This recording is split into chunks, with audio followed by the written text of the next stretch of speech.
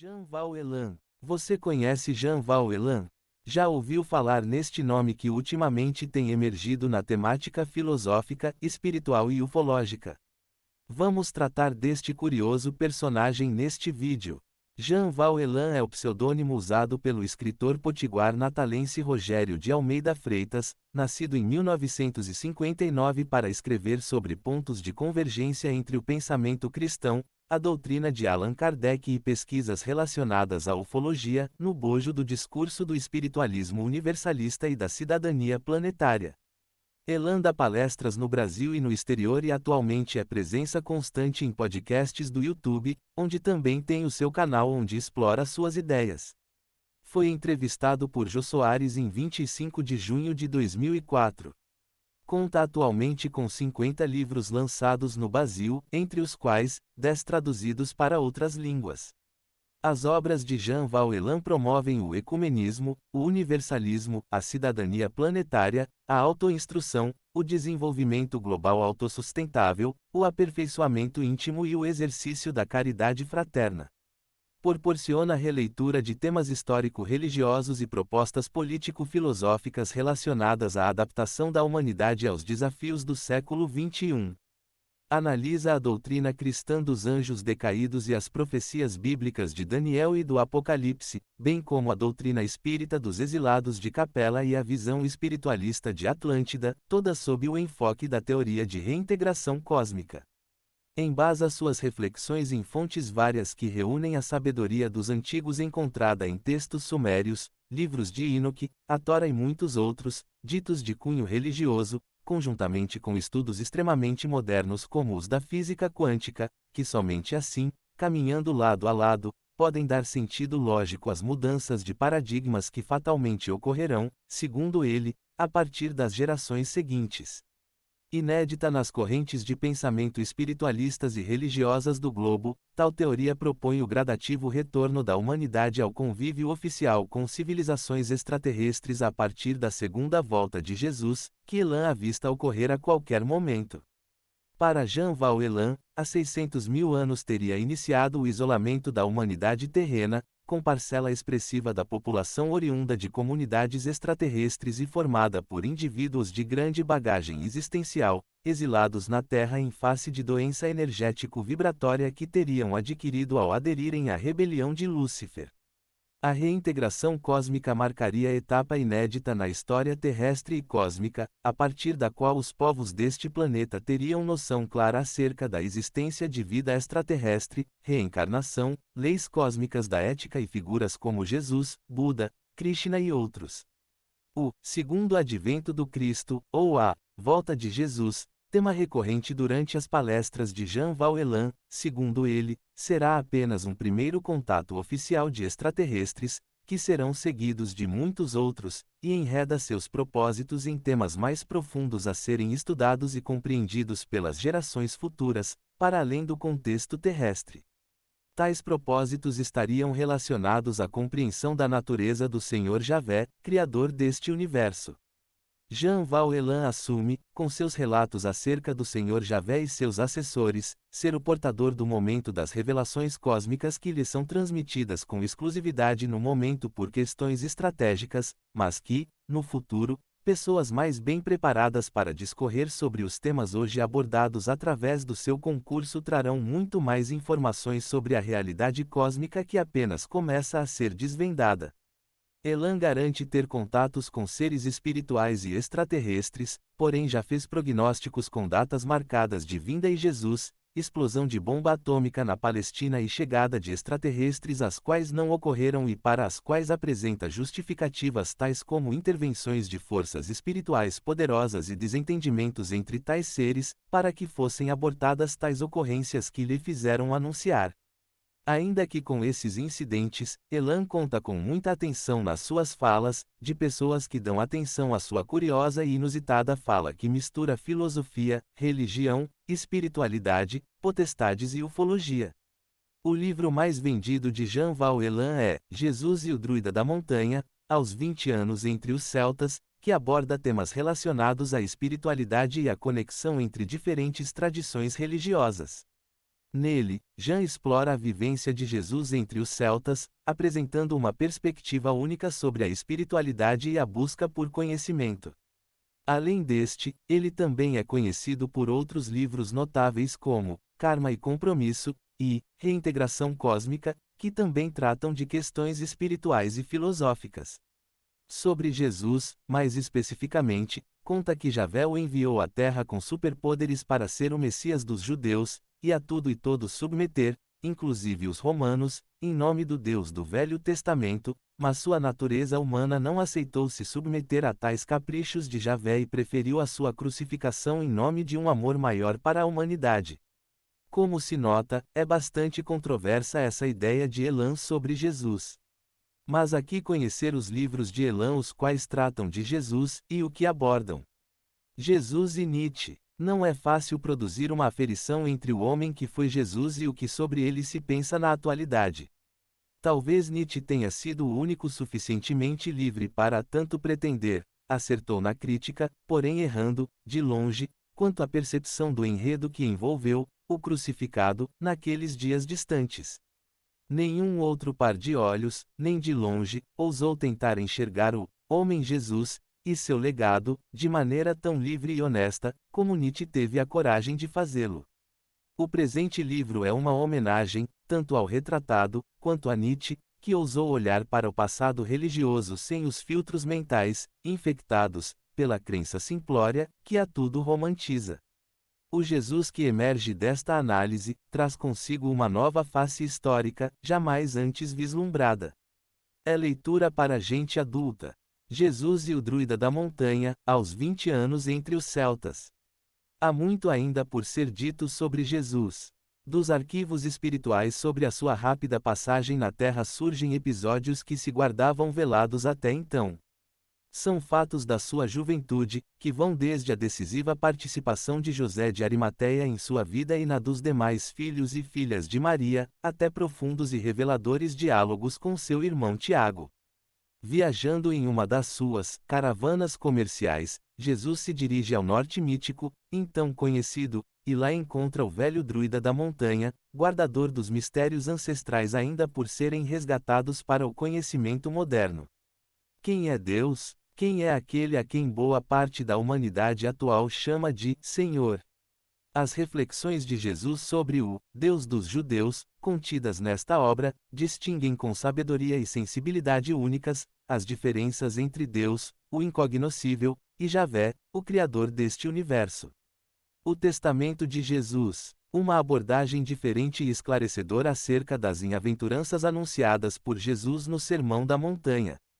Um livro emocionante no qual se resume que, diante de todas as possibilidades ofertadas pela misericórdia do Pai Celestial, sofre aquele que não sabe ser feliz. Há uma semente do Pai resistindo dentro de nós e esperando para germinar. Há muito estamos sendo financiados pelas hostes luminosas que, em nome de Jesus, trabalham incessantemente pelo resgate da nossa consciência cósmica. Pouco ou nada ofertamos em troca. Somos os reis e rainhas do querer abusivo, e sequer percebemos o tesouro contido no legado de Jesus, tampouco a herança que ele nos deixou por meio das bem-aventuranças. E no desvendar desse legado que Jean Elan nos mostra que, sofre quem não sabe ser feliz.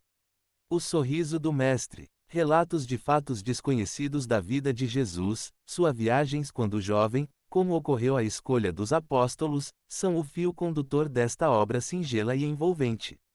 Coroada pelos depoimentos de seu tio terreno, Cleófas e seu pai, José. Jesus sorria, a própria vida dele foi um sorriso. Brincava com aqueles que o acompanhavam mais de perto. Na sua família, era sempre quem tomava a iniciativa de tornar fraterno o ambiente.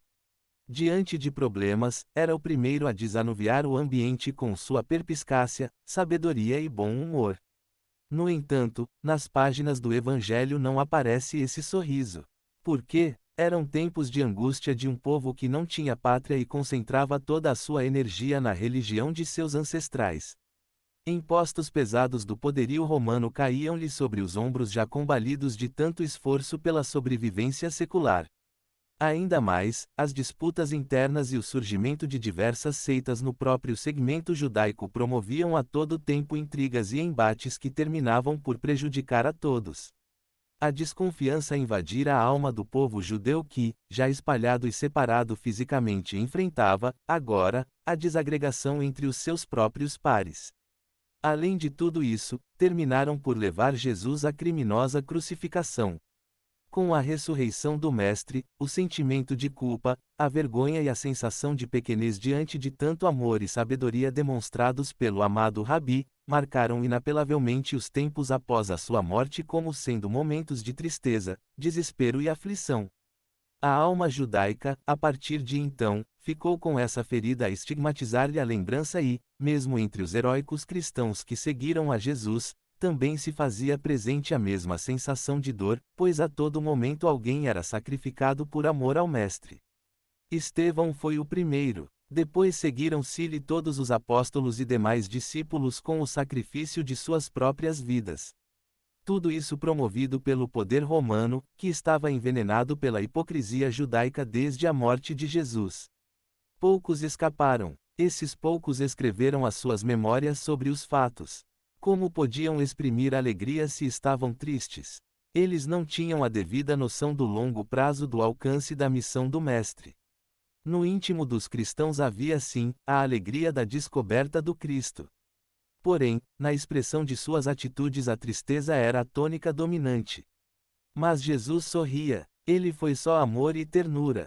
Como pode alguém que é só amor e ternura não sorrir? Como pode um semeador de esperanças não adubar nos corações alheios a ternura de um sorriso? Como pode alguém, cercado de crianças, como comumente ele se permitia ficar, não suavizar a expressão facial para com elas interagir se eram elas que o procuravam? Afirma-se que Jesus jamais sorria, como se isso fosse possível. Como se ele fosse o carrasco do sorriso. Nos últimos meses de sua permanência na terra realmente o seu semblante tornou-se grave, porém jamais perdeu a ternura no olhar. Na verdade, quando percebeu que era inevitável o cálice que iria beber, passou a se isolar dos demais, sempre que podia. Esse período marcou muito os apóstolos que somente perceberam o que estava para acontecer com Jesus no próprio dia em que foi crucificado. Antes disso, simplesmente não tinham a menor ideia de que tal fato seria possível, apesar dos receios que todos os que o seguiam carregavam no íntimo, devido ao patrulhamento dos membros do Sinédrio judaico. Foi inevitável que essa marca de tristeza e angústia íntimas não caracterizasse as primeiras páginas escritas sobre a vida de Jesus. Jesus sorria e muito, não aquele riso afetado e barulhento, mas aquele que vem do fundo da alma, expressado com toda suavidade e ternura, durante a convivência diária. Na sua majestosa postura de homem simples ele distribuiu graças e esclarecimento a todos os que tiveram o privilégio de com ele conviver. Se nós, que somos marcadamente imperfeitos, conseguimos iluminar a alma alheia com um sorriso na nossa face, o que não provocava o Mestre quando, com o seu olhar, às vezes grave e sério, quando percebia a miséria da humanidade e, outras vezes nobre e terno, quando antevia a redenção dessa mesma humanidade, a todos embevece-a com o magnetismo que dele irradiava. Sua oratória vibrante, cheia de expressões suaves, envolvia a todos que o cercavam. E ainda hoje, os eflúvios de sua presença na terra chegam aos nossos espíritos, nos envolvendo em suaves sentimentos de paz e esperança, porque ele é brando e terno de coração. Narrar, mesmo que de forma modesta, algumas das passagens da vida de Jesus mostrando a poesia de seu testemunho entre nós é, portanto, objetivo desse despretensioso trabalho. Voltar para início. Jesus e o enigma da transfiguração. O real significado da transfiguração de Jesus e os fatos do período final de sua vida, trazidos pela narrativa envolvente de Tiago, Elias e Moisés. Há certos fatos da história da humanidade que jamais se enquadrarão no que pode ser compreendido pela nossa costumeira visão de mundo. Afinal, são os princípios sobre os quais esta ótica se assenta que determinam o que é ou não plausível. Contudo, se ao menos admitirmos a hipótese de que a personalidade conhecida como Jesus era, na realidade, a expressão transitória de uma autoridade celeste que, por amor aos que viviam na terra tornou-se humano para poder com estes conviver e ajudá-los, como enquadrar, sob os preceitos desta ótica, um ser que a transcende em todos os aspectos. Caminhar sobre as águas, transformar pedras em pães, água em vinho, curar leprosos, cegos e aleijados, ressuscitar pessoas, além de si mesmo, dentre outros estranhos feitos em sua passagem na Terra, formam painéis perturbadores ao senso comum dos que vivem neste planeta. A transfiguração relatada nas páginas do Novo Testamento é apenas mais um dos estranhos eventos que cercaram a vida de Jesus.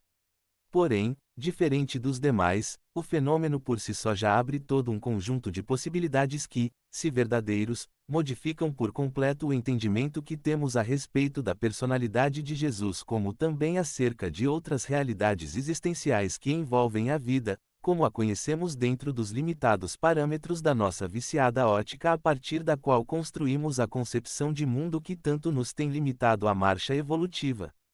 A questão que se impõe, por trás do aspecto fenomenológico, é a que se refere ao porquê de ter acontecido, nos moldes em que se deu, o encontro entre Jesus e as entidades descritas e o que conversaram, já que algo muito importante deve ter sido ali tratado. Descortinar o aparente enigma por trás deste mistério milenar é o objetivo dos mentores espirituais e extraterrenos que respondem pela autoria intelectual das revelações aqui apresentadas. Na verdade, as três individualidades cósmicas que serão adiante referidas, apresentaram-se como habitantes de uma das muitas moradas que se situam além das fronteiras do que atualmente podemos perceber, e não há nenhum problema em considerá-los como sendo inteligências extraterrenas. Afirmaram aqui se encontrar em missão de apoio nestes dias que antecedem o que eles anunciam como sendo o prometido retorno do Mestre Jesus. Sob a perspectiva de análise da ótica terrena, o espírito daquele que personificou Tiago, o maior, um dos apóstolos do Mestre, traça a sua narrativa a partir dos fatos vividos durante o seu convívio com o amado Rabi Elias, cujo espírito na época de Jesus, reencarnou como João, o Batista, procura elucidar algumas questões referentes às posturas do Mestre, ao longo do seu ministério público, e fornece alguns painéis sobre o encontro ocorrido. Depois, através de um outro ângulo de observação, o ser que personificou Moisés nos tempos bíblicos fornecerá a sua narrativa sob o prisma cósmico, a respeito dos eventos ocorridos, detalhando a conversa ocorrida entre os seres e Jesus, o que representa o objetivo principal destas páginas. Quanto ao autor terreno das presentes páginas, nada mais lhe cabe do que a angustiante tarefa de tentar registrar, dentro das circunstâncias que o envolvem, o que lhe foi solicitado por aquelas personalidades que participaram do memorável encontro entre seres extraterrenos e alguns terráqueos, quando do momento da chamada transfiguração. E que, na atualidade, de outros níveis existenciais, recordam o que foi, na verdade, um encontro decisivo que teve o condão de definir os fatos até os dias em que vivemos. Se outra tivesse sido a decisão que o Mestre Jesus tomou quando da conversa com a sua assessoria cósmica, angelical, a história da Terra teria se desenvolvido sob parâmetros bem diversos daqueles que terminaram por nortear os últimos 2 milênios. Entender o processo iniciado desde então, além de ser questão inadiável, é fator decisivo para a compreensão do passado, do presente e principalmente do futuro que espera a todos os que vivem na Terra. A sétima trombeta do Apocalipse, a volta de Jesus. No mais recente livro do autor Jean-Val Elan, Aya Faniel, o anjo Rafael, assessor cósmico de Jesus, Gamaliel, um dos membros do Sinédrio de Jerusalém ao tempo de João, o evangelista, e Jean-Val Elan, traçam sob a ótica atual, um panorama inédito acerca do Apocalipse de João. Assuntos abordados. Painel sobre a origem e o porquê do livro Apocalipse. Os fatores que impulsionaram Jesus a nascer na Terra, aspectos culturais e psicológicos do apóstolo João. O segundo advento do Cristo. O significado do juízo final e da atual transição planetária. Como deverá ser o primeiro contato oficial entre os terráqueos e os seres cósmicos.